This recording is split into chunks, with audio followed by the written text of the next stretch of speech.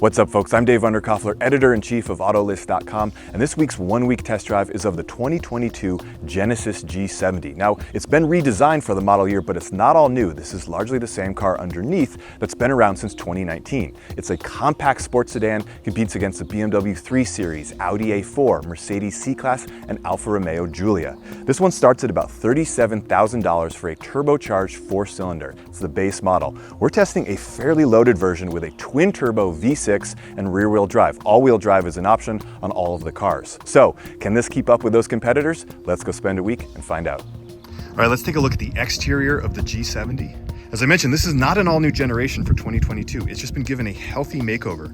Here's what the G70 has looked like since 2019. And now back to this one. Same car underneath, right? Just new front clip and rear. And I love that Genesis didn't wait for a new generation to make these changes. They just went ahead and did it.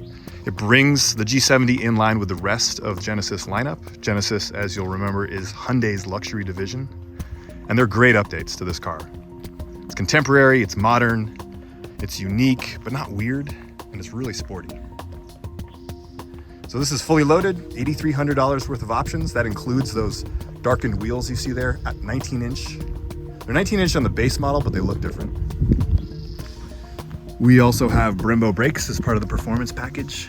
You can see the red caliper there and a functional vent. It's nice to see functional vents. And then some of the chrome is kind of darkened out. So what do you guys think? Do you like this version more, or do you prefer the original G70? Let me know in the comments below. All right, let's go drive it. What do you say?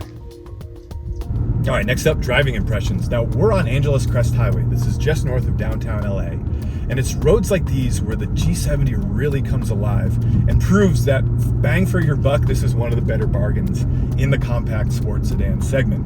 Now, arguably, we're in the most fun to drive version. This is the twin turbo V6. It has 365 horsepower, 376 pound-feet of torque. It's paired with an 8-speed automatic transmission. That's the only transmission you can get on any G70 for 2022. I know there was a 6-speed manual on previous versions with the 4-cylinder. That's gone. And honestly, I'm okay seeing it leave the market. It was always a crap transmission to begin with. So this is a good 8-speed. It's crisp. It's kind of reads your mind when you want it to. Genesis also did us all a favor and added a Sport Plus drive mode for 2022. And that's really where the transmission comes alive, where the engine comes alive. Everything starts working really harmoniously to give you a really fun driving experience.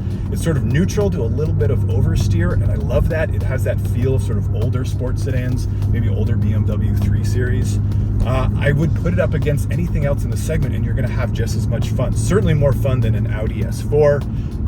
The BMW 3 Series, the M340, it's gonna give it a run for its money. I would say the only thing that will outdrive it in the sports sedan segment is the Alfa Romeo. Now, that car is not that reliable, so I don't know if I would recommend it overall. So if you want reliability, if you want good style, if you want a car that's a lot of fun to drive both on twisty roads like this and then in everyday driving, G70 is really hard to beat. So one of the few things I don't love about this car's performance is the sport mode. Now, the Sport Plus mode is new, and I love that. It really unlocks the car's potential. But the sport mode, maybe it's the mode you put it in when you just want to get to work a little faster, or you're just feeling a little more aggressive, but you don't want the full tilt of the Sport Plus. So you would go to sport, but in this car, it's still too aggressive, right? You want that difference between comfort, la-di-da, we're doing everyday driving, and then the full-on look-out world, here we come, Sport Plus. The sport mode is just too aggressive. It's still too close to the Sport Plus. So it's nitpicking, but it's something that's sort of been in the back of my head as I drive this car. All right, now to the inside of the G70. And unlike the exterior, which got a wholesale makeover for 2022, the inside of the car largely carries over from previous years. The biggest change you're gonna notice is that this screen is now 10.3 inches. It's larger than before. It's a touchscreen infotainment system, very easy to use. Everything's easy to find, intuitive. There's the map, for example. It has Apple CarPlay and Android Auto, but they're not wireless. That's one area the car is starting to show its age relative to competitors like the new Mercedes C-Class. That has wireless Apple CarPlay and Android Auto. It also has a much bigger screen. Basically, the entire dashboard is a screen. And again, that's one area the G70 is starting to show its age. More screens are dominating cars in this segment these days. But that's not a deal breaker in our eyes. We really do enjoy this interior. It is a nice balance of comfort and luxury. We like the contrast stitching here. We've got a leather wrapped dashboard, quilted leather seats. These are heated and cooled on our loaded test version. So again, quiet, comfortable, maybe lacks the screens and a few of the newer features and the newer models in this segment, but otherwise really enjoyable place to spend some time. All right, so this G70 has a rarely seen feature that I've actually come to use quite a bit this week. Let me show you what it is. If you look here on the side of the passenger seat there, you've got controls to move it fore and aft, and then you can also lean the seat back. Now that is handy because there are a lot of times where it's just me driving our toddler to school. So when she's getting in, I can just move this seat very easily without having to awkwardly reach down the controls that you normally find down there. Maybe my wife gets in the car, she needs more space, I can very easily, again, slide it back. Look, it's a little feature.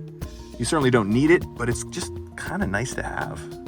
All right, so a lot of compact sports sedans in this segment get a little cozy in the rear seat. So I wanted to show you what it was like in the back of the G70. Now I'm 6'1", I've got the driver's seat adjusted to where I would have it normally. So basically I'm sitting behind myself. And as you can see, I'm actually pretty comfortable. The seat backs here are actually cut out, so I have a little bit of extra room for my knees and legs. That makes all the difference in the world.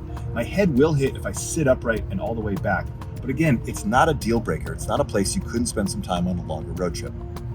All right, folks, there you have it, our 1-week test drive of the 2022 Genesis G70. Pros, well, we love the redesign of this car. This is a great looking sports sedan. We also just love driving it. It is so fun in pretty much any situation you find yourself in. And finally, at $52,000, this is a really compelling value.